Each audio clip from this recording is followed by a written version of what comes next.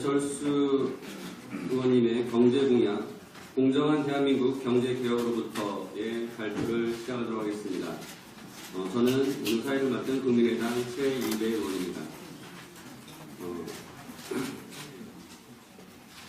그럼 국민은혜가 있겠습니다. 모두 자리에서 일어나 주십시오.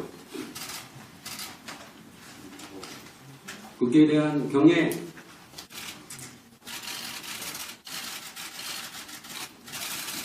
바로 이와 의뢰는 생략하겠습니다. 자리에 앉아주십시오. 오늘 이 자리에 같이 해주신 의원님들 소개시켜드리겠습니다. 국민의당 오세정 의원님 오셨습니다.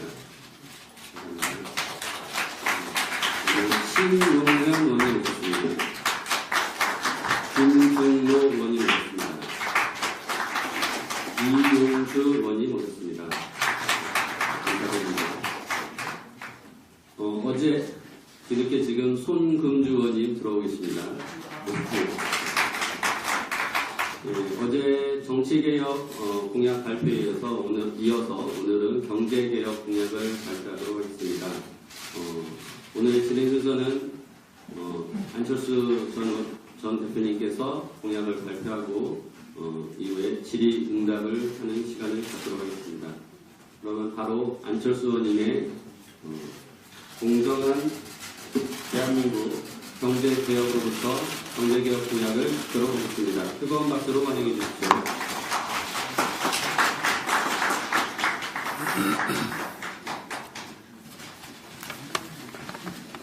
어제는 대한민국 정치혁명, 국민주권주의의 시대로라는 주제로 정치개혁 4대 과제를 말씀드렸습니다.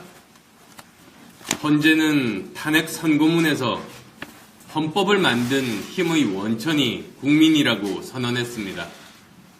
실로 감격스러운 순간이었습니다. 민주공화국이 국민주권주의, 법치주의, 민주주의에 기반하고 있음을 선언한 것입니다. 누구도 국민 위에 군림할 수 없다는 선언입니다. 누구도 법 위에 군림할 수 없다는 선언입니다. 오늘은 공정한 대한민국 경제개혁으로부터라는 주제로 경제개혁 4대 과제를 말씀드리려고 합니다.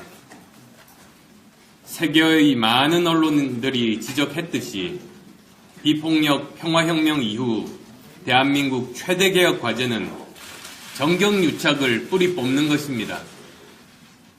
공정한 대한민국의 시작은 권력과 재벌의 부당거래를 완전하게 사라지게 하는 데서 시작됩니다.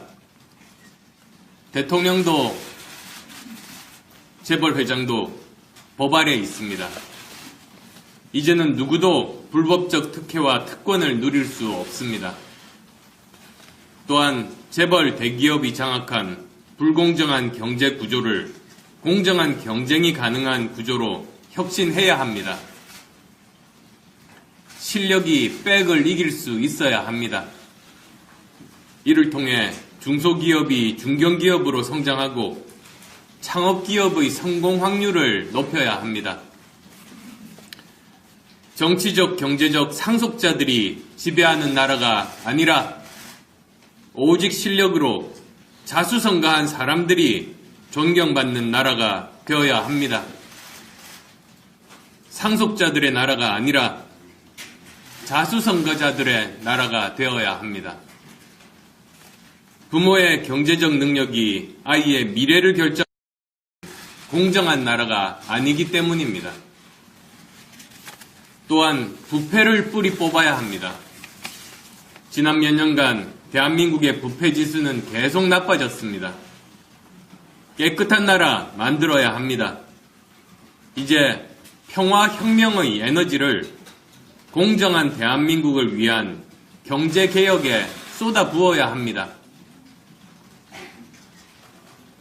오늘 저는 경제개혁을 위한 4대 정책 추진 과제를 제시하고자 합니다.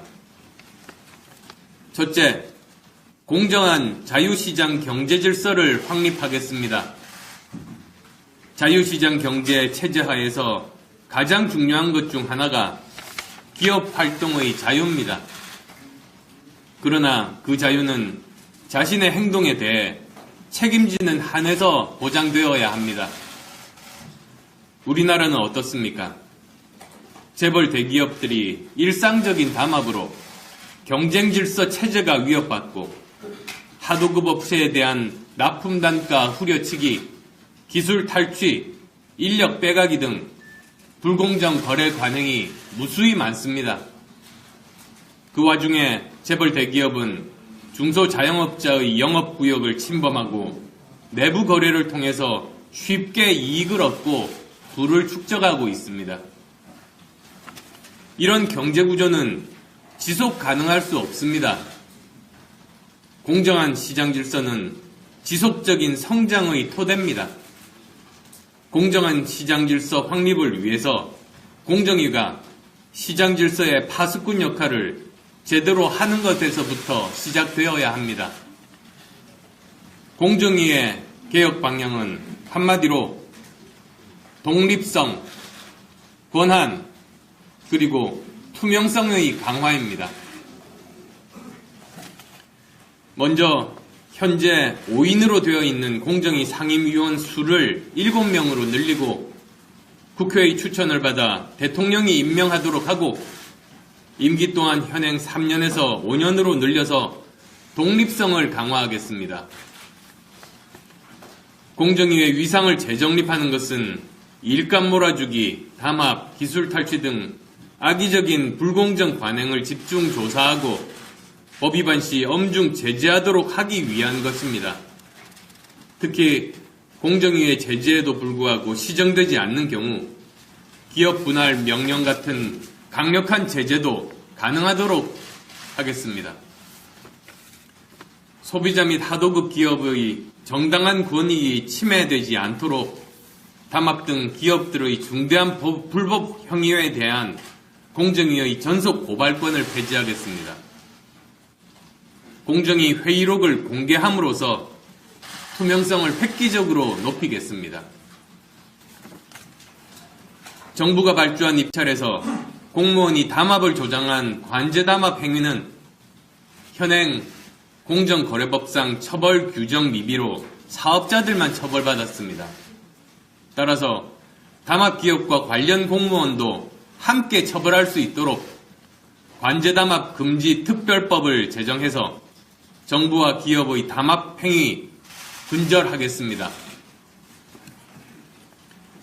일감 몰아주기 규제도 실효성 있게 개선해야 합니다. 시장에서 일감 몰아주기로 피해를 입었다는 중소기업은 많지만 공정위가 조사하고 제재하는 사례는 극히 드뭅니다.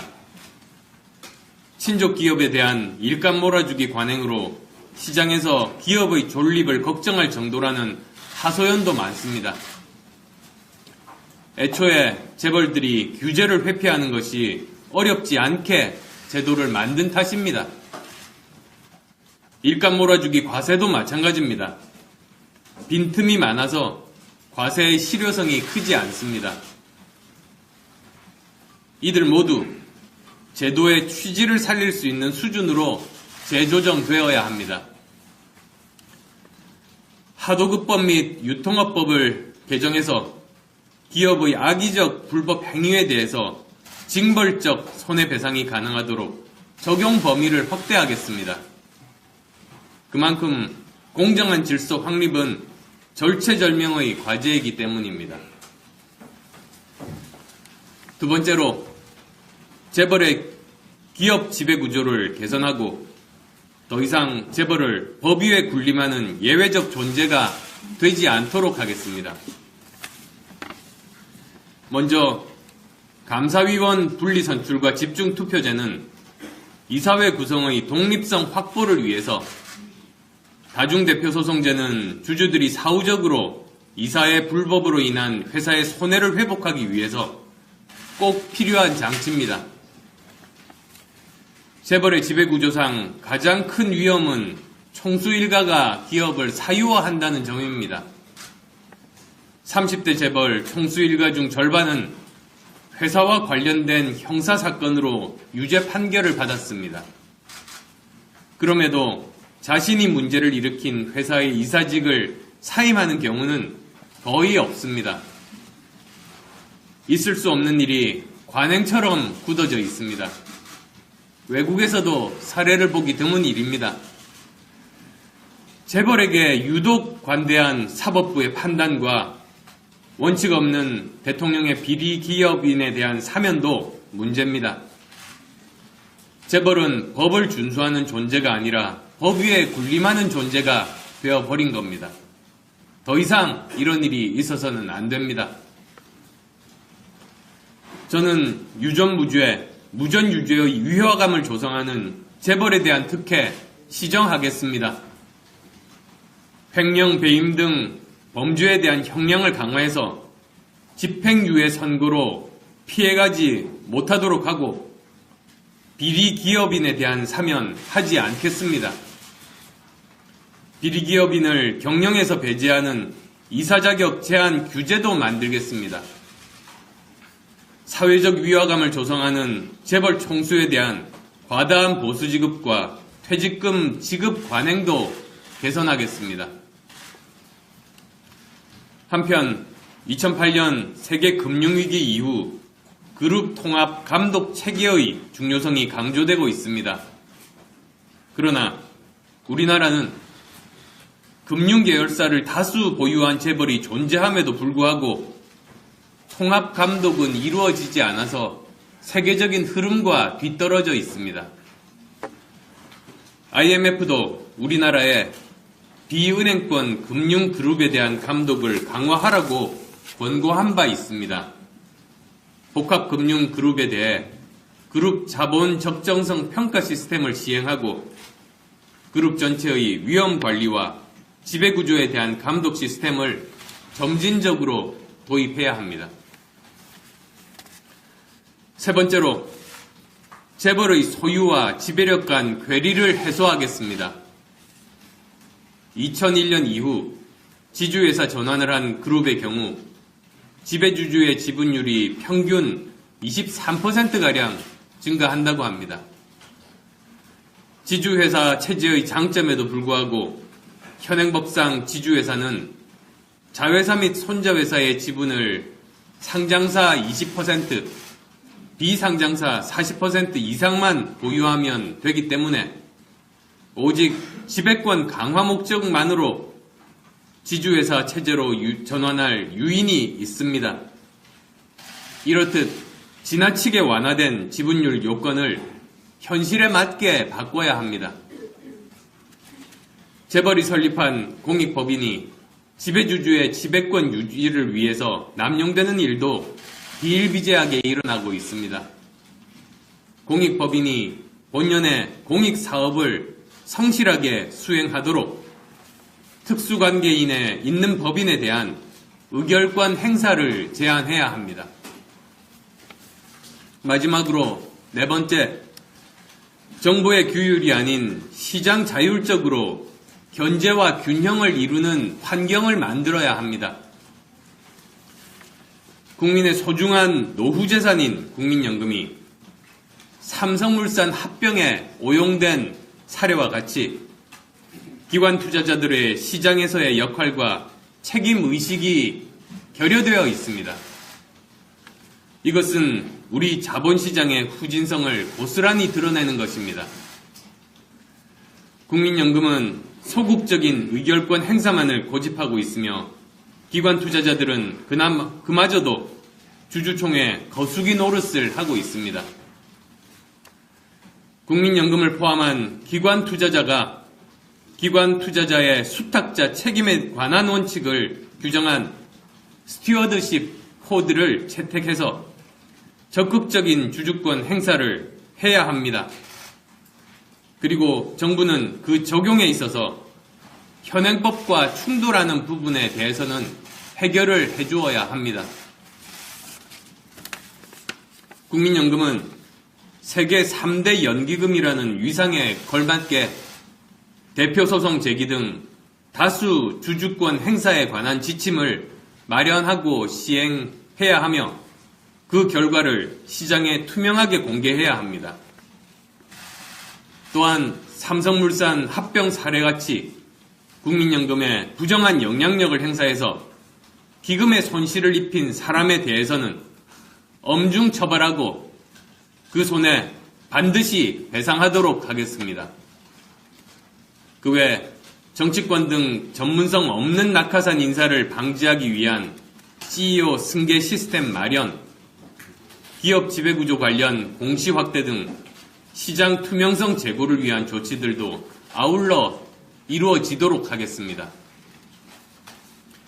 세계 경영개발원의 회계 투명성 평가 결과 우리나라가 61개국 중 최하위로 평가받았으며 최근 대우조선해양 등 심각한 분식회계 사건들이 반복적으로 발생하고 있습니다. 이는 회사가 자유수임 방식으로 감사인을 선임하여 감사인의 계약상 지위가 을에 해당되므로 감사인의 독립성이 훼손되고 있기 때문입니다. 따라서 감사인 선임 방법을 9년간 한시적으로 6년은 자유수임제, 3년은 지정제를 적용하도록 해서 갑을 관계를 개선하면 감사인의 독립성이 확보되고 감사인과 회사의 책임을 보다 강화할 수 있습니다. 마지막으로 다시 한번 강조드리지만 경제개혁은 더 미룰 수 없는 시대적인 과제입니다. 오늘 제가 제안한 내용은 그동안 재벌의 영향력에 밀려 추진되지 못한 최소한의 것만 담은 것으로 절대 과도한 것이 아닙니다. 기본에 충실하자는 겁니다. 공정성장의 기반을 마련하기 위한 경제개혁을 충실히 실행해 나갈 것을 약속드립니다. 고맙습니다.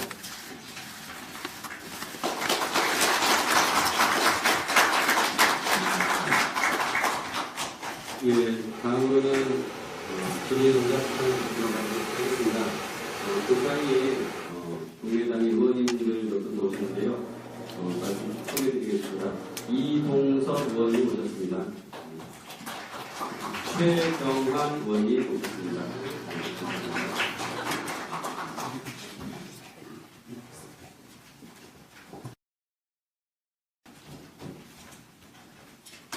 네, 그럼 질의응답 받도록 하겠습니다. 질문 있으신 분은 말씀해 주시기 바랍니다.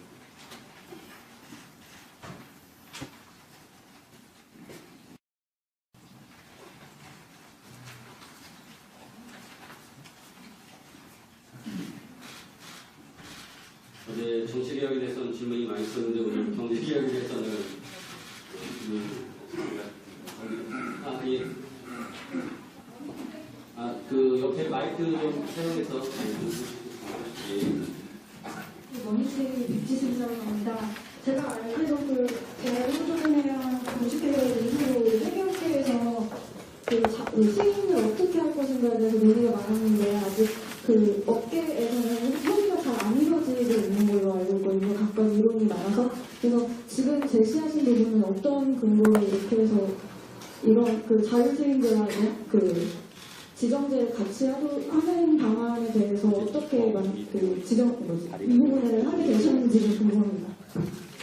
예, 아까도 설명드렸습니다만 회계법인이 지금은 을의 위치에 있고 감사 당사자인 회사가 갑의 위치에 있습니다. 그러다 보니 이제 여러 가지 관행상 어려운 점들이 많습니다. 그래서 그것을 이제 바꾸고자 하는 시도입니다. 그리고 이미 지금 현재 발의가 되어 있는 상황입니다. 추가로 설명드리겠습니다. 예, 추가로 설명드리면 감사인 선임 제도에 대해서는 현재 외관법이 발의되어 있고 최근 정무위 법사소위에서도 이 법안에 대해서 논의를 진행하고 있습니다. 따라서 이후에 이런 부분들은 추후 더 강하게 추진되어야 된다는 의지를 가지고 있습니다. 다음 사진에 네, 저 이대희 하진아 기자라고 합니다. 지금 경제공약 중에 상당 부분은 분야에 대한 상담했을 때 공약이라고 생각을 하거든요. 이제 국회 협조도 반드시 필요한 부분이고 지금 안 되고 있는 이유 중에 하나가 국회에서 제대로 이 부분이 논의가 진행이 되지 않고 있는 상황이라고 생각을 합니다. 그래서 지금 대통령 공약으로 내세우신 것이니까 그 부분에 대해서 좀 어떻게 돌파를 하실 생각이신 건지가 궁금합니다. 그 대선 공약으로 이렇게 다시 말씀드리는 이유는 그 실행 가능성을 담보하기 위함입니다. 지금 제가 말씀드린 부분들 반드시 필요합니다. 그리고 이제 지금 외국에서도 대한민국의 가장 큰 문제점이 정경유착이라는 시각을 모두 다 가지고 있습니다. 그리고 이것 때문에 경제가 활력을 잃고 서민들 경제까지도 굉장히 어려운 상황에 처해 있는 겁니다. 이것들을 해결하기 위한 저는 최소한의 일들이라고 말씀드리고 싶습니다. 그리고 이제 그 이번 대선을 거쳐서 다음 정부가 들어서면 그 협치가 필요합니다. 그리고 이제 대통령이 나서서 국회를 설득하고 이제 이러한 개혁 입법들을 반드시 통과해야만 국가의 미래가 있다고 믿습니다. 예, 다음 질문, 예, 송정환 기자님.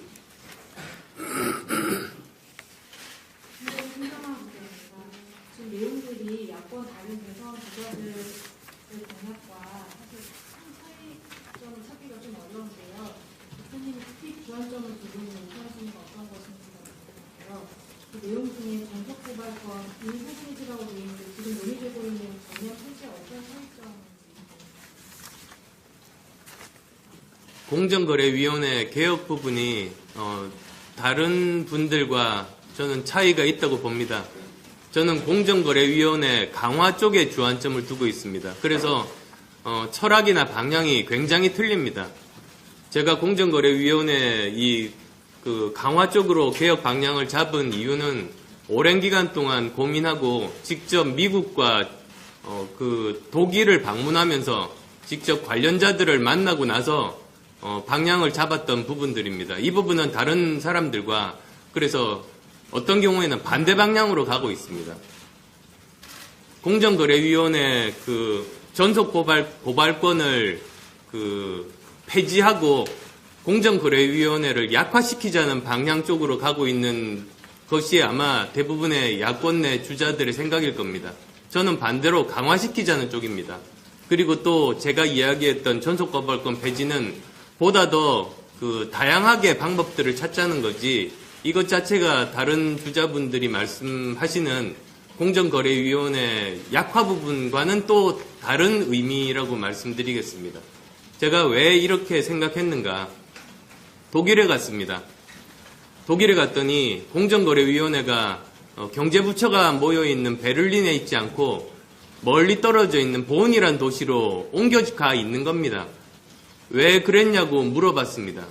같은 도시에 있으면 일하기가 쉬울 텐데 라고 물어봤더니 전혀 처음에는 제 예상과는 다른 답변이 돌아왔습니다. 원래 그분들 말입니다.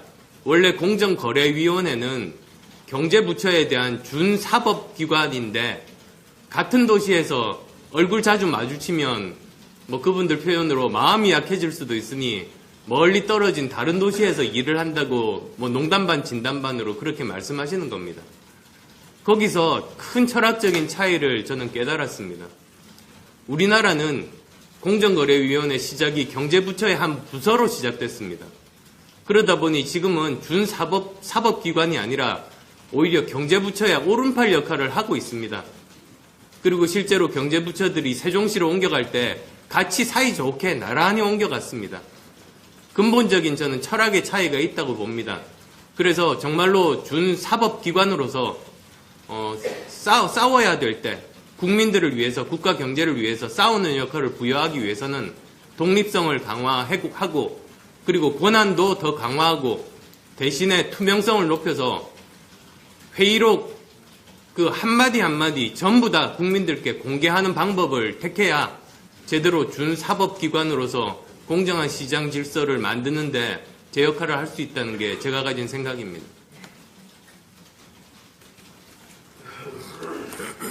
예, 다음 질문. 예. 네, 조성진 정화석 기자입니다.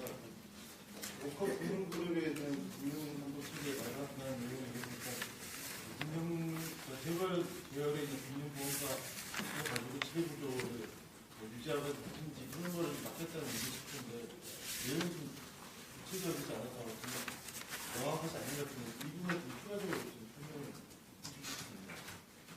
해주시겠어요? 예, 제가 그런 뜻을 말씀드리겠습니다. 그 복합금융에 대한 복합금융감독 체계는 이미 그 작년부터 금융위에서 추진을 하려다가 지금 추진을 하지 않고 미루고 있는 상황입니다. 그 여러 가지 이유가 있겠지만은 대표적인 이 그룹이 삼성그룹이었고 삼성그룹의 여러 가지 그 삼성생명 등 삼성화재 등 비롯한 금융 계열사들과 나머지 삼성전자 등에 대한 다른 제조 기관의 산업 그 그룹들이 계열사들이 있는데 그것을 통합해서 그 감독 체계를 마련을 하고 그 과정에서 금융회사의 건전성이나 또는 자본에 대한 어떤 적정한 그 계열사에 대한 투자 같은 것들이 관리가 되어야 됩니다. 근데 이제 그런 부분들이 도입이 추진되려다가 추진되어지 않았기 때문에 그 부분에 대해서 추진이 필요하다는 말씀이고요. 이 부분은 2012년에도 공약한 바 있었던 내용으로 반드시 다음 정부가 들어서면은 추진되어야 할 과제라고 생각합니다. 다음 질문. 예. 사실 지금 경제계, 산업계, 금융계 전반에서 가장 좀 심각하게 생각하는 문제가 그 구조조정 기업들에 대해서 지원을 어떻게 할 거냐라는 문제인데요. 그 부분에 대한 공약은 좀 뚜렷하게 나와 있지 않은 것 같아서 어떻게 생각하고 계시는지 좀 궁금합니다.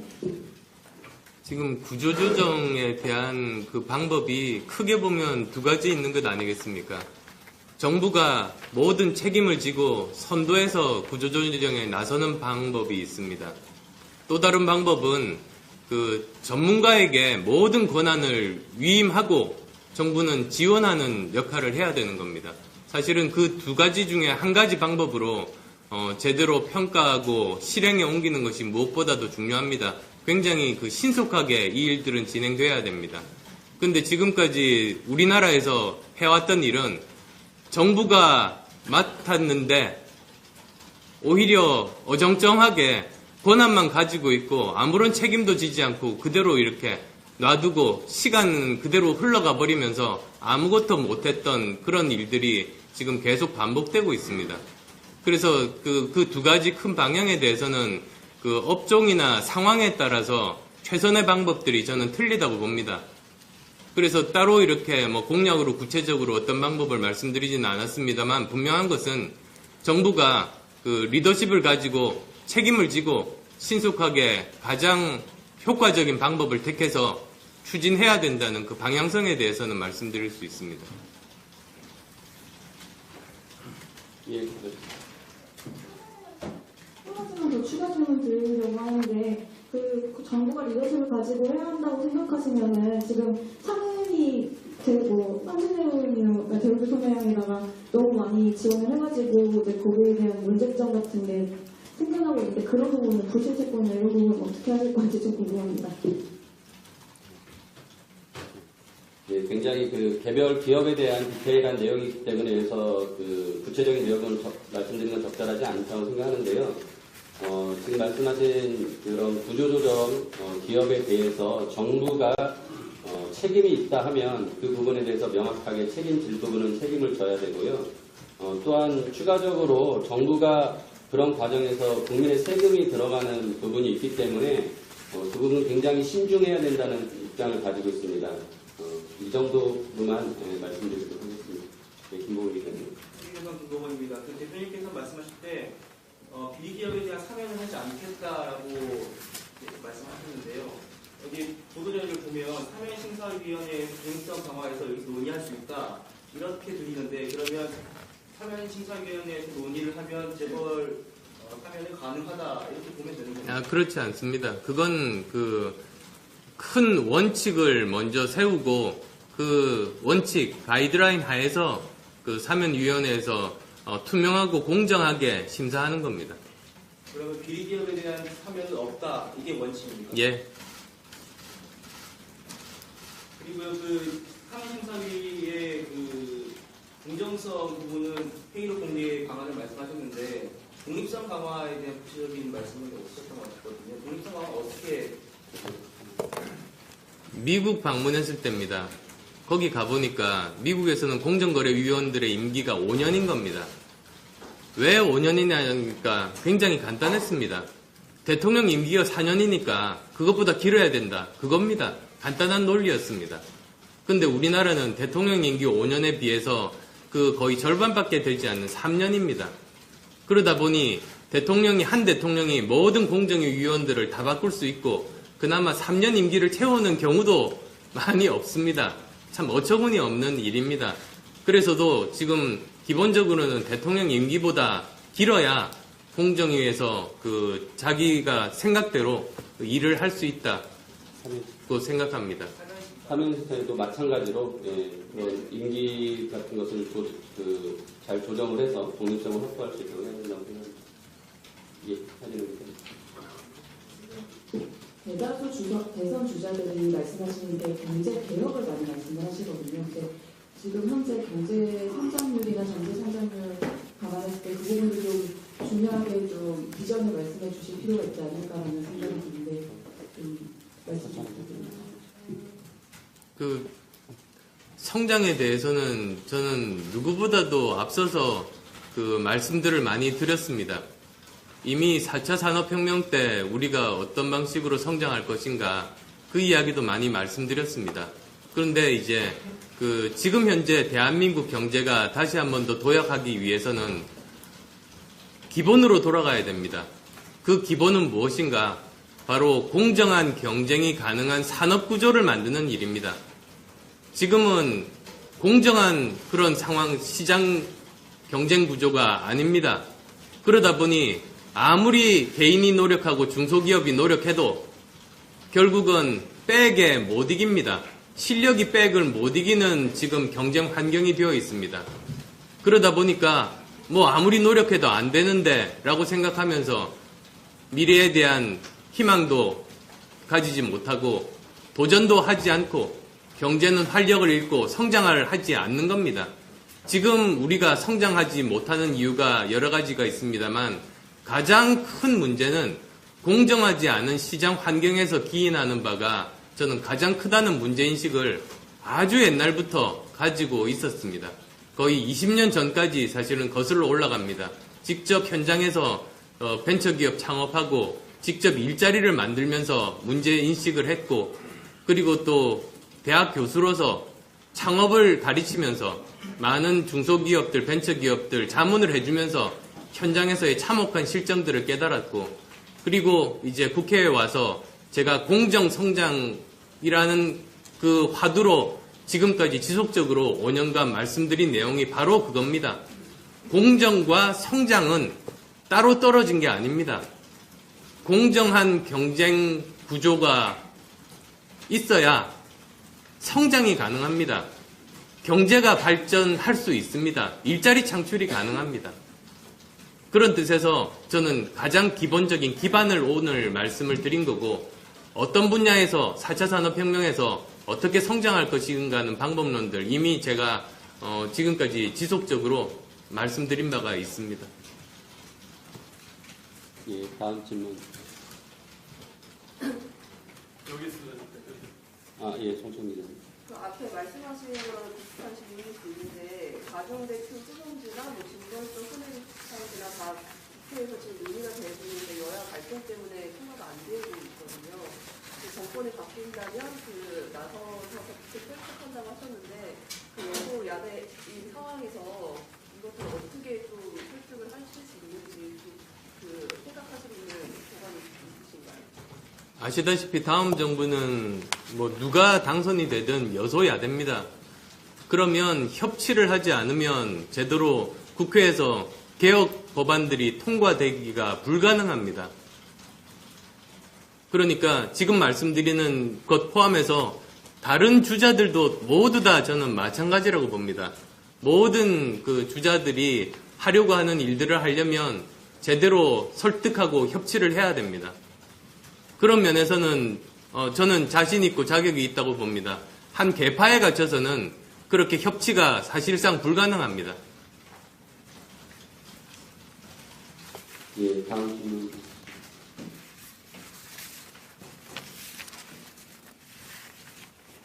예, 안녕하십니까. 일본 시장 같은 경우에 재벌 개혁이나 이런 거에 법인세 인상이나 또 세대 전면 혜택 없애는 걸 중요한 과제를 불렀는데 오늘 발표하시는 내용이 그런 내용이고 법인세나 이런 부분에 대해서 어떤 생각을 보고 계십니까? 법인세 관련 부분은 경제개혁과는 또 완전히 다른 주제입니다. 사실은 경제개혁에서 가장 중요한 부분이 두 가지 아니겠습니까? 하나는 공정한 시장으로의 그 개혁이 있을 거고, 또 하나는 기업 지배구조에 관한 개혁입니다.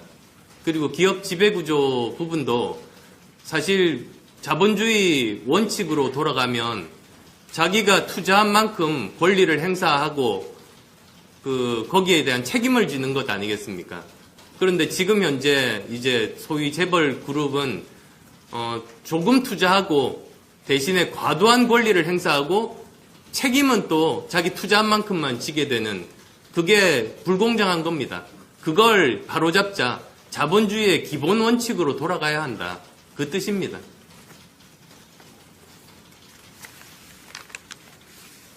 예, 다음 질문.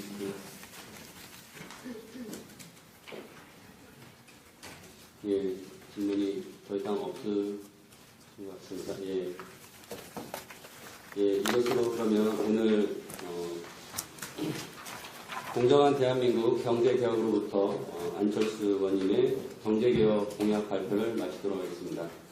많은 관심을 가져주신 언론인 여러분들과 함께해 주신 지지자 여러분들 감사드립니다. 이상으로 마치겠습니다.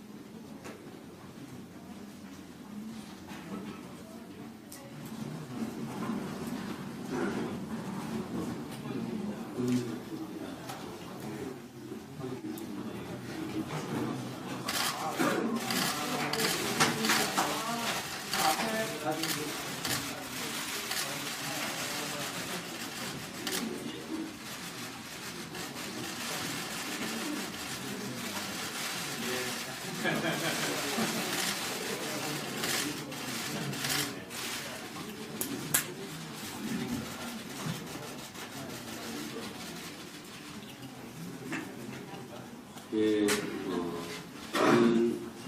언론인 여러분들의 관심 감사드리고요.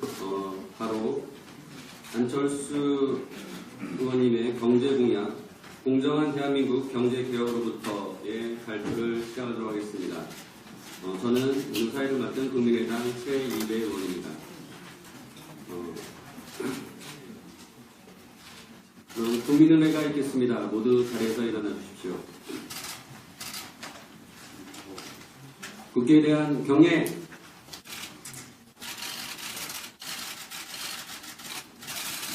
바로 이하 의뢰는 생략 시작하겠습니다. 자리에 앉아주십시오. 오늘 이 자리에 같이 해주신 의원님들 소개시켜드리겠습니다. 국민의당 오세정 의원님 오셨습니다. 신용현 의원님 오셨습니다. 김종로 의원님 오셨습니다. 이용주 의원님 오셨습니다. 감사드립니다. 어제 뒤늦게 지금 손금주 의원님 정부가 발주한 입찰에서 공무원이 담합을 조장한 관제담합 행위는 현행 공정거래법상 처벌 규정 미비로 사업자들만 처벌받았습니다. 따라서 담합기업과 관련 공무원도 함께 처벌할 수 있도록 관제담합 금지 특별법을 제정해서 정부와 기업의 담합 행위 근절하겠습니다. 일감 몰아주기 규제도 실효성 있게 개선해야 합니다. 시장에서 일감 몰아주기로 피해를 입었다는 중소기업은 많지만 공정위가 조사하고 제재하는 사례는 극히 드뭅니다. 친족 기업에 대한 일감 몰아주기 관행으로 시장에서 기업의 존립을 걱정할 정도라는 하소연도 많습니다. 애초에 재벌들이 규제를 회피하는 것이 어렵지 않게 제도를 만든 탓입니다. 일감 몰아주기 과세도 마찬가지입니다. 빈틈이 많아서 과세의 실효성이 크지 않습니다. 이들 모두 제도의 취지를 살릴 수 있는 수준으로 재조정되어야 합니다. 하도급법 및 유통업법을 개정해서 기업의 악의적 불법 행위에 대해서 징벌적 손해배상이 가능하도록 적용 범위를 확대하겠습니다. 그만큼 공정한 질서 확립은 절체절명의 과제이기 때문입니다. 두 번째로 재벌의 기업 지배구조를 개선하고 더 이상 재벌을 법 위에 군림하는 예외적 존재가 되지 않도록 하겠습니다. 먼저 감사위원 분리선출과 집중투표제는 이사회 구성의 독립성 확보를 위해서, 다중대표소송제는 주주들이 사후적으로 이사의 불법으로 인한 회사의 손해를 회복하기 위해서 꼭 필요한 장치입니다. 재벌의 지배구조상 가장 큰 위험은 총수 일가가 기업을 사유화한다는 점입니다. 30대 재벌 총수 일가 중 절반은 회사와 관련된 형사사건으로 유죄 판결을 받았습니다. 그럼에도 자신이 문제를 일으킨 회사의 이사직을 사임하는 경우는 거의 없습니다. 있을 수 없는 일이 관행처럼 굳어져 있습니다. 외국에서도 사례를 보기 드문 일입니다. 재벌에게 유독 관대한 사법부의 판단과 원칙 없는 대통령의 비리 기업인에 대한 사면도 문제입니다. 재벌은 법을 준수하는 존재가 아니라 법 위에 군림하는 존재가 되어버린 겁니다. 더 이상 이런 일이 있어서는 부패를 뿌리 뽑아야 합니다. 지난 몇 년간 대한민국의 부패 지수는 계속 나빠졌습니다. 깨끗한 나라 만들어야 합니다. 이제 평화혁명의 에너지를 공정한 대한민국을 위한 경제개혁에 쏟아부어야 합니다. 오늘 저는 경제개혁을 위한 4대 정책 추진 과제를 제시하고자 합니다. 첫째, 공정한 자유시장 경제 질서를 확립하겠습니다. 자유시장 경제 체제 하에서 가장 중요한 것 중 하나가 기업 활동의 자유입니다. 그러나 그 자유는 자신의 행동에 대해 책임지는 한에서 보장되어야 합니다. 우리나라는 어떻습니까? 재벌 대기업들이 일상적인 담합으로 경쟁 질서 체제가 위협받고 하도급 업체에 대한 납품 단가 후려치기, 기술 탈취, 인력 빼가기 등 불공정 거래 관행이 무수히 많습니다. 그 와중에 재벌 대기업은 중소자영업자의 영업구역을 침범하고 내부 거래를 통해서 쉽게 이익을 얻고 부를 축적하고 있습니다. 이런 경제구조는 지속 가능할 수 없습니다. 공정한 시장 질서는 지속적인 성장의 토대입니다. 공정한 시장 질서 확립을 위해서 공정위가 시장 질서의 파수꾼 역할을 제대로 하는 것에서부터 시작되어야 합니다.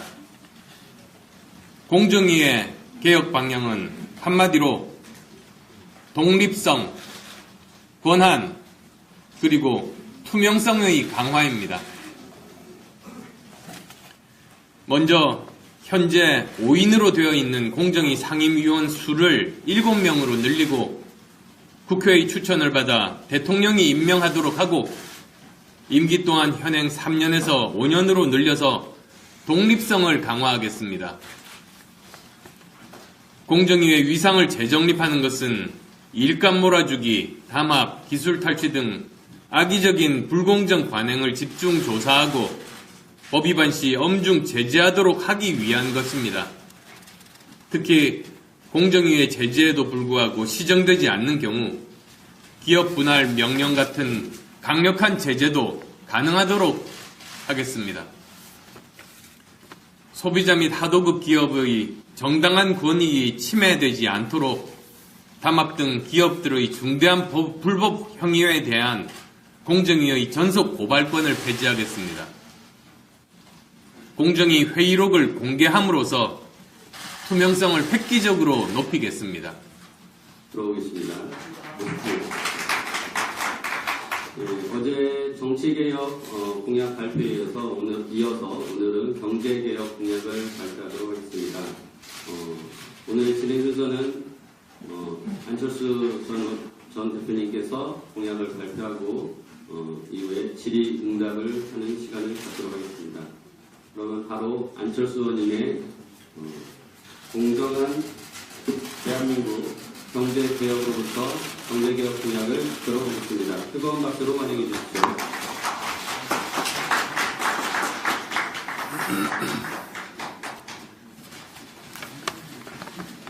어제는 대한민국 정치혁명, 국민주권주의의 시대로라는 주제로 정치개혁 4대 과제를 말씀드렸습니다. 헌재는 탄핵 선고문에서 헌법을 만든 힘의 원천이 국민이라고 선언했습니다. 실로 감격스러운 순간이었습니다.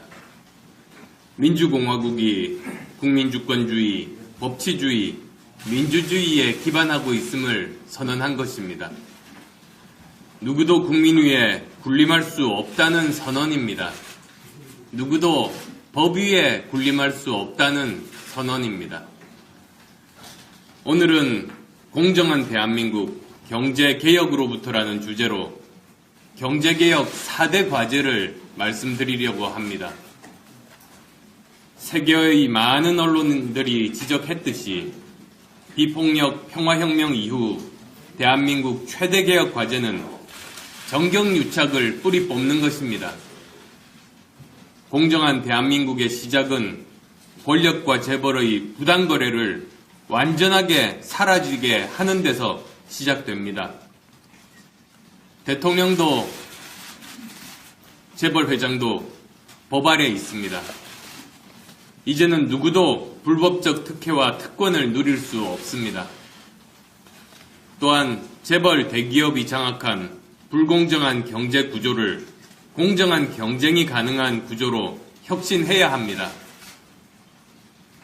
실력이 백을 이길 수 있어야 합니다. 이를 통해 중소기업이 중견기업으로 성장하고 창업기업의 성공 확률을 높여야 합니다. 정치적, 경제적 상속자들이 지배하는 나라가 아니라 오직 실력으로 자수성가한 사람들이 존경받는 나라가 되어야 합니다. 상속자들의 나라가 아니라 자수성가자들의 나라가 되어야 합니다. 부모의 경제적 능력이 아이의 미래를 결정하는 공정한 나라가 아니기 때문입니다. 또한 안 됩니다. 저는 유전무죄, 무전유죄의 위화감을 조성하는 재벌에 대한 특혜 시정하겠습니다. 횡령, 배임 등 범죄에 대한 형량을 강화해서 집행유예 선고로 피해가지 못하도록 하고 비리기업인에 대한 사면 하지 않겠습니다. 비리기업인을 경영에서 배제하는 이사자격 제한 규제도 만들겠습니다. 사회적 위화감을 조성하는 재벌 총수에 대한 과다한 보수 지급과 퇴직금 지급 관행도 개선하겠습니다.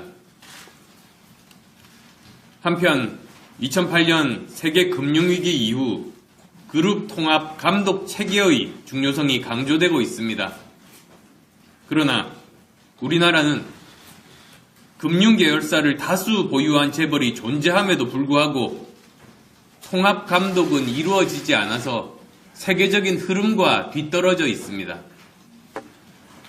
IMF도 우리나라에 비은행권 금융그룹에 대한 감독을 강화하라고 권고한 바 있습니다. 복합금융그룹에 대해 그룹 자본 적정성 평가 시스템을 시행하고 그룹 전체의 위험 관리와 지배구조에 대한 감독 시스템을 점진적으로 도입해야 합니다. 세 번째로, 재벌의 소유와 지배력 간 괴리를 해소하겠습니다. 2001년 이후 지주회사 전환을 한 그룹의 경우 지배주주의 지분율이 평균 23%가량 증가한다고 합니다. 지주회사 체제의 장점에도 불구하고 현행법상 지주회사는 자회사 및 손자회사의 지분을 상장사 20%, 비상장사 40% 이상만 보유하면 되기 때문에 오직 지배권 강화 목적만으로 지주회사 체제로 전환할 유인이 있습니다. 이렇듯 지나치게 완화된 지분율 요건을 현실에 맞게 바꿔야 합니다. 재벌이 설립한 공익법인이 지배주주의 지배권 유지를 위해서 남용되는 일도 비일비재하게 일어나고 있습니다. 공익법인이 본연의 공익사업을 성실하게 수행하도록 특수관계인에 있는 법인에 대한 의결권 행사를 제한해야 합니다. 마지막으로 네 번째, 정부의 규율이 아닌 시장 자율적으로 견제와 균형을 이루는 환경을 만들어야 합니다. 국민의 소중한 노후재산인 국민연금이 삼성물산 합병에 오용된 지하도 하는 방안에 대해서 어떻게 이 부분을 하게 되셨는지 좀 궁금합니다. 예, 아까도 설명드렸습니다만 회계법인이 지금은 을의 위치에 있고 감사 당사자인 회사가 갑의 위치에 있습니다. 그러다 보니 이제 여러 가지 관행상 어려운 점들이 많습니다. 그래서 그것을 이제 바꾸고자 하는 시도입니다. 그리고 이미 지금 현재 발의가 되어 있는 상황입니다. 추가로 설명드리겠습니다. 예, 추가로 설명드리면 감사인 선임 제도에 대해서는 현재 외관법이 발의되어 있고 최근 정무위 법사 소위에서도 이 법안에 대해서 논의를 진행하고 있습니다. 따라서 이후에 이런 부분들은 추후 더 강하게 추진되어야 된다는 의지를 가지고 있습니다. 다음 사진에 보시죠. 네, 저 이대일 하진아 기자라고 합니다. 네, 지금 경제공약 중에 상당 부분은 국내외당 상당했을 때의 공약이라고 생각을 하거든요. 이제 국회 협조도 반드시 필요한 부분이고 지금 안 되고 있는 이유 중에 하나가 국회에서 제대로 이 부분이 논의가 진행이 되지 않고 있는 상황이라고 생각을 합니다. 그래서 지금 대통령 공약으로 내세우신 것이니까 그 부분에 대해서 좀 어떻게 돌파를 하실 생각이신 건지가 궁금합니다. 대선 공약으로 이렇게 다시 말씀드리는 이유는 실행 가능성을 담보하기 위함입니다. 지금 제가 말씀드린 부분들 반드시 필요합니다. 그리고 이제 지금 외국에서도 대한민국의 가장 큰 문제점이 정경유착이라는 시각을 모두 다 가지고 있습니다. 그리고 이것 때문에 경제가 활력을 잃고 서민들 경제까지도 굉장히 어려운 상황에 처해 있는 겁니다. 이것들을 해결하기 위한 저는 최소한의 일들이라고 말씀드리고 싶습니다. 그리고 이제 이번 대선을 거쳐서 다음 정부가 들어서면 협치가 필요합니다. 그리고 이제 대통령이 나서서 국회를 설득하고 이제 이러한 개혁 입법들을 반드시 통과해야만 국가의 미래가 있다고 믿습니다. 예, 다음 질문. 예, 송정환 의원님.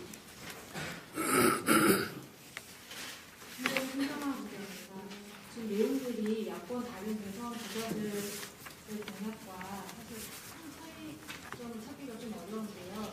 대표님이 특히 주안점을 두고 있는 하시는 건 어떤 것인지 궁금해요. 그 내용 중에 전속 고발권 일부 폐지라고 되어 있는데 지금 논의되고 있는 전면 폐지와 어떤 차이점인지. 공정거래위원회 개혁 부분이 다른 분들과 저는 차이가 있다고 봅니다. 저는 공정거래위원회 강화 쪽에 주안점을 두고 있습니다. 그래서 철학이나 방향이 굉장히 틀립니다.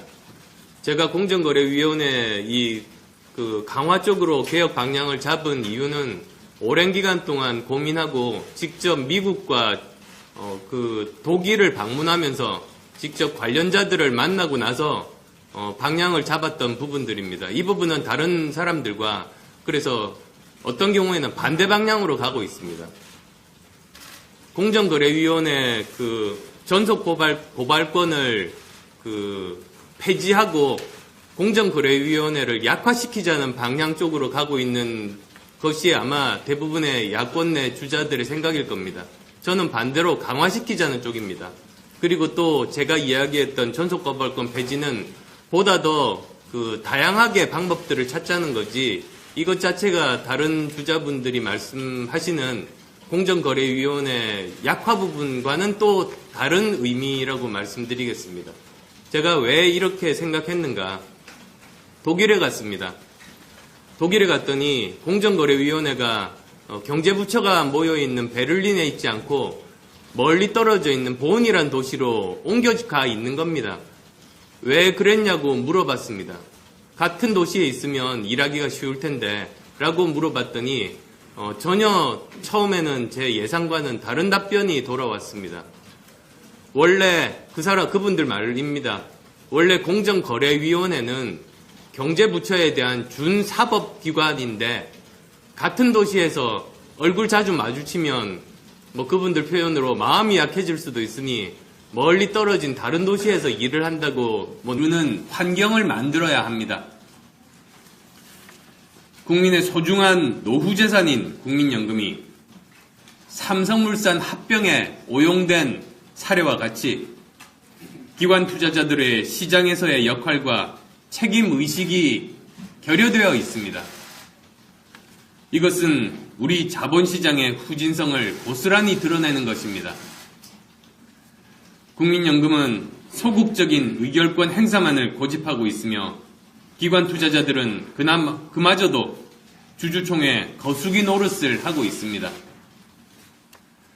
국민연금을 포함한 기관 투자자가 기관 투자자의 수탁자 책임에 관한 원칙을 규정한 스튜어드십 코드를 채택해서 적극적인 주주권 행사를 해야 합니다. 그리고 정부는 그 적용에 있어서 현행법과 충돌하는 부분에 대해서는 해결을 해주어야 합니다. 국민연금은 세계 3대 연기금이라는 위상에 걸맞게 대표소송 제기 등 다수 주주권 행사에 관한 지침을 마련하고 시행해야 하며 그 결과를 시장에 투명하게 공개해야 합니다. 또한 삼성물산 합병 사례같이 국민연금에 부정한 영향력을 행사해서 기금에 손실을 입힌 사람에 대해서는 엄중 처벌하고 그 손해 반드시 배상하도록 하겠습니다. 그 외 정치권 등 전문성 없는 낙하산 인사를 방지하기 위한 CEO 승계 시스템 마련, 기업 지배구조 관련 공시 확대 등 시장 투명성 제고를 위한 조치들도 아울러 이루어지도록 하겠습니다. 세계 경영개발원의 회계 투명성 평가 결과 우리나라가 61개국 중 최하위로 평가받았으며 최근 대우조선해양 등 심각한 분식회계 사건들이 반복적으로 발생하고 있습니다. 이는 회사가 자유수임 방식으로 감사인을 선임하여 감사인의 계약상 지위가 을에 해당되므로 감사인의 독립성이 훼손되고 있기 때문입니다. 따라서 감사인 선임 방법을 9년간 한시적으로 6년은 자유수임제, 3년은 지정제를 적용하도록 해서 갑을 관계를 개선하면 감사인의 독립성이 확보되고 감사인과 회사의 책임을 보다 강화할 수 있습니다. 마지막으로 다시 한번 강조드리지만 경제개혁은 더 미룰 수 없는 시대적인 과제입니다. 오늘 제가 제안한 내용은 그동안 재벌의 영향력에 밀려 추진되지 못한 최소한의 것만 담은 것으로 절대 과도한 것이 아닙니다. 기본에 충실하자는 겁니다. 공정성장의 기반을 마련하기 위한 경제개혁을 충실히 실행해 나갈 것을 약속드립니다. 고맙습니다.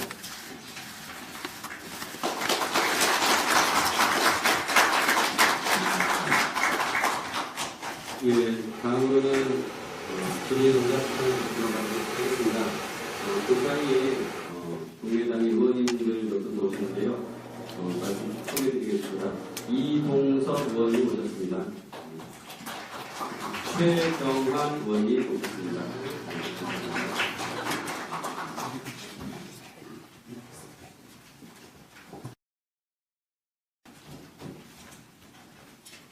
네, 그럼 질의응답 받도록 하겠습니다.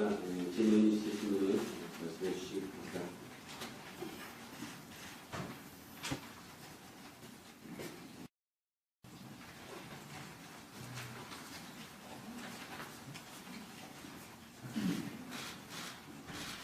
어제 정치개혁에 대해서는 질문이 많이 있었는데 오늘 경제개혁에 대해서는 예. 그 옆에 마이크 좀 사용해서 원희실 백지신사입니다. 제가 알기로 그 대우조선해양 공식개혁 이후로 회계업계에서 그 승인을 어떻게 할 것인가에 대해서 논의가 많았는데 아직 그 업계에서는 협의가 잘 안 이루어지고 있는 걸로 알고 있거든요. 각각 이론이 많아서. 그래서 지금 제시하신 부분은 어떤 근거로 이렇게 해서 이런 그 자유수임제라는 그 지정제를 같이 애초에 재벌들이 규제를 회피하는 것이 어렵지 않게 제도를 만든 탓입니다. 일감 몰아주기 과세도 마찬가지입니다. 빈틈이 많아서 과세의 실효성이 크지 않습니다. 이들 모두 제도의 취지를 살릴 수 있는 수준으로 재조정되어야 합니다. 하도급법 및 유통업법을 개정해서 기업의 악의적 불법 행위에 대해서 징벌적 손해배상이 가능하도록 적용 범위를 확대하겠습니다. 그만큼 공정한 질서 확립은 절체절명의 과제이기 때문입니다. 두 번째로 재벌의 기업 지배구조를 개선하고 더 이상 재벌을 법 위에 군림하는 예외적 존재가 되지 않도록 하겠습니다. 먼저 감사위원 분리선출과 집중투표제는 이사회 구성의 독립성 확보를 위해서, 다중대표소송제는 주주들이 사후적으로 이사의 불법으로 인한 회사의 손해를 회복하기 위해서 꼭 필요한 장치입니다. 재벌의 지배구조상 가장 큰 위험은 총수 일가가 기업을 사유화한다는 점입니다. 30대 재벌 총수 일가 중 절반은 회사와 관련된 형사사건으로 유죄 판결을 받았습니다. 그럼에도 자신이 문제를 일으킨 회사의 이사직을 사임하는 경우는 거의 없습니다. 있을 수 없는 일이 관행처럼 굳어져 있습니다. 외국에서도 사례를 보기 드문 일입니다. 재벌에게 유독 관대한 사법부의 판단과 원칙 없는 대통령의 비리 기업인에 대한 사면도 문제입니다. 재벌은 법을 준수하는 존재가 아니라 법 위에 군림하는 존재가 되어버린 겁니다. 더 이상 이런 일이 있어서는 안 됩니다.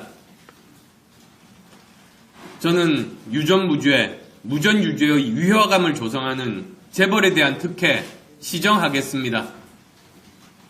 횡령, 배임 등 범죄에 대한 형량을 강화해서 집행유예 선고로 피해가지 못하도록 하고 비리 기업인에 대한 사면하지 않겠습니다. 비리 기업인을 경영에서 배제하는 이사 자격 제한 규제도 만들겠습니다. 사회적 위화감을 조성하는 재벌 총수에 대한 과다한 보수 지급과 퇴직금 지급 관행도 개선하겠습니다. 한편 2008년 세계 금융위기 이후 그룹 통합 감독 체계의 중요성이 강조되고 있습니다. 그러나 우리나라는 금융계열사를 다수 보유한 재벌이 존재함에도 불구하고 통합 감독은 이루어지지 않아서 세계적인 흐름과 뒤떨어져 있습니다. IMF도 우리나라에 비은행권 금융그룹에 대한 감독을 강화하라고 권고한 바 있습니다. 복합금융그룹에 대해 그룹 자본 적정성 평가 시스템을 시행하고 그룹 전체의 위험관리와 지배구조에 대한 감독 시스템을 점진적으로 도입해야 합니다. 세 번째로, 재벌의 소유와 지배력 간 괴리를 해소하겠습니다. 2001년 이후 지주회사 전환을 한 그룹의 경우 지배주주의 지분율이 평균 23%가량 증가한다고 합니다. 지주회사 체제의 장점에도 불구하고 현행법상 지주회사는 자회사 및 손자회사의 지분을 상장사 20%, 비상장사 40% 이상만 보유하면 되기 때문에 오직 지배권 강화 목적만으로 지주회사 체제로 전환할 유인이 있습니다. 이렇듯 지나치게 완화된 지분율 요건을 현실에 맞게 바꿔야 합니다. 재벌이 설립한 공익법인이 지배주주의 지배권 유지를 위해서 남용되는 일도 비일비재하게 일어나고 있습니다. 공익법인이 본연의 공익사업을 성실하게 수행하도록 특수관계인에 있는 법인에 대한 의결권 행사를 제한해야 합니다. 마지막으로 네 번째, 정부의 규율이 아닌 시장 자율적으로 견제와 균형을 이루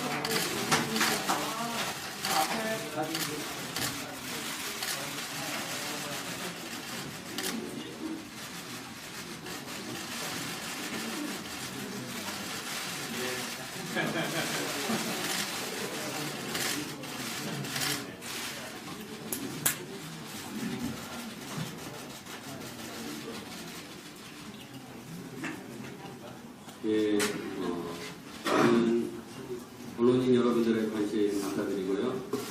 바로 안철수 의원님의 경제 공약, 공정한 대한민국 경제 개혁으로부터의 발표를 시작하도록 하겠습니다. 저는 오늘 사회를 맡은 국민의당 최이배 의원입니다. 그럼 국민은혜가 있겠습니다. 모두 자리에서 일어나 주십시오. 국회에 대한 경애.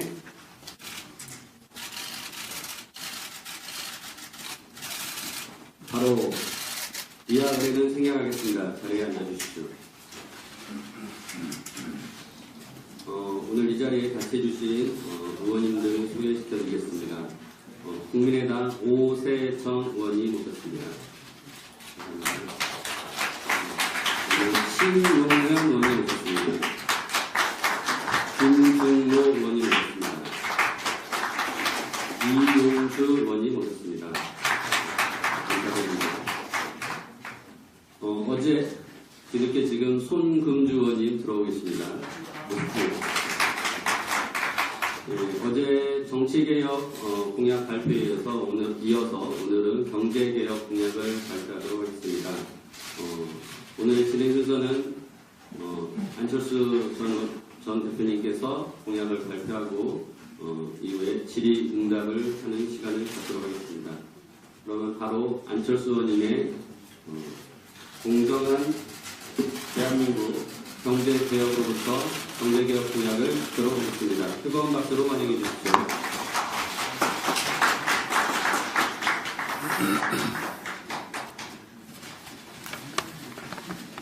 어제는 대한민국 정치혁명, 국민주권주의의 시대로라는 주제로 정치개혁 4대 과제를 말씀드렸습니다.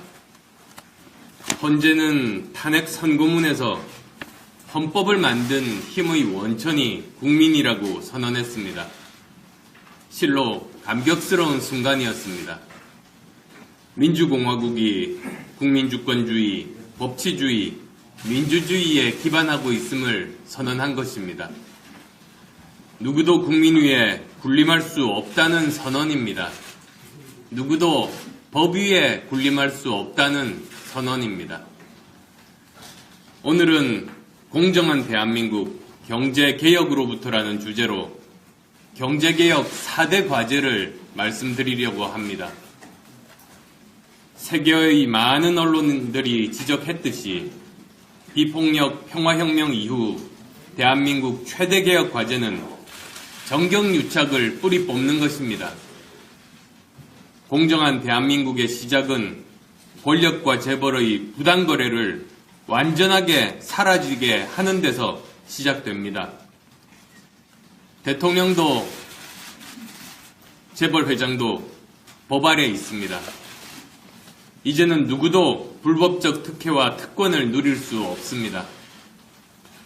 또한 재벌 대기업이 장악한 불공정한 경제 구조를 공정한 경쟁이 가능한 구조로 혁신해야 합니다.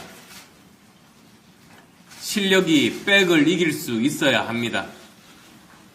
이를 통해 중소기업이 중견기업으로 성장하고 창업기업의 성공 확률을 높여야 합니다. 정치적, 경제적 상속자들이 지배하는 나라가 아니라 오직 실력으로 자수성가한 사람들이 존경받는 나라가 되어야 합니다. 상속자들의 나라가 아니라 자수성가자들의 나라가 되어야 합니다. 부모의 경제적 능력이 아이의 미래를 결정하는 공정한 나라가 아니기 때문입니다.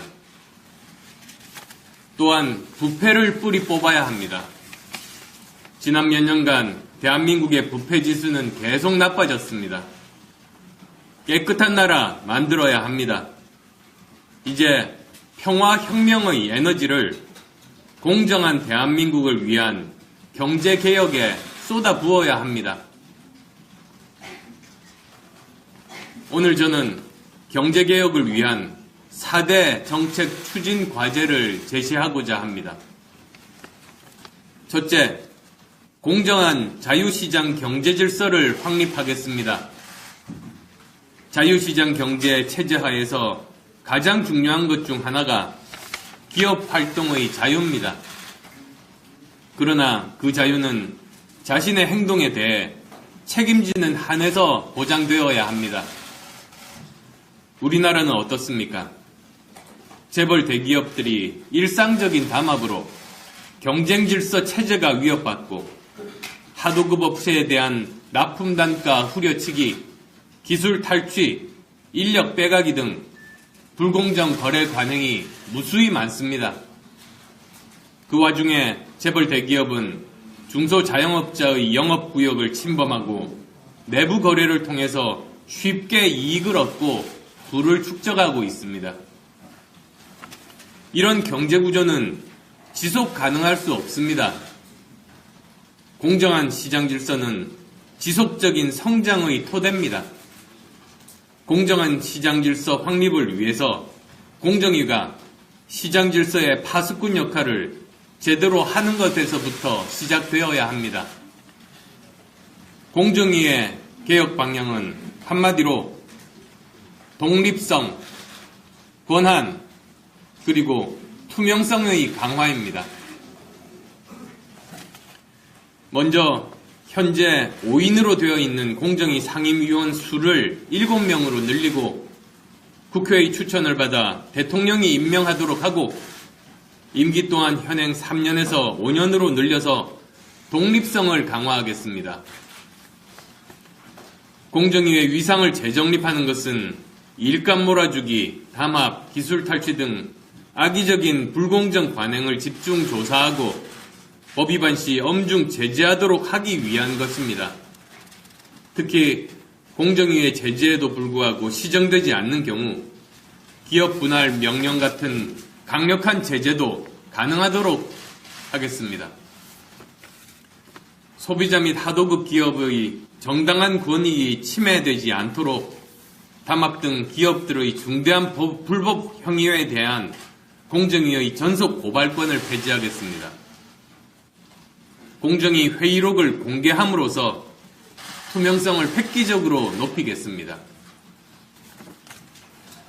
정부가 발주한 입찰에서 공무원이 담합을 조장한 관제담합 행위는 현행 공정거래법상 처벌 규정 미비로 사업자들만 처벌받았습니다. 따라서 담합기업과 관련 공무원도 함께 처벌할 수 있도록 관제담합 금지 특별법을 제정해서 정부와 기업의 담합 행위 근절하겠습니다. 일감 몰아주기 규제도 실효성 있게 개선해야 합니다. 시장에서 일감 몰아주기로 피해를 입었다는 중소기업은 많지만 공정위가 조사하고 제재하는 사례는 극히 드뭅니다. 친족 기업에 대한 일감 몰아주기 관행으로 시장에서 기업의 존립을 걱정할 정도라는 하소연도 많습니다.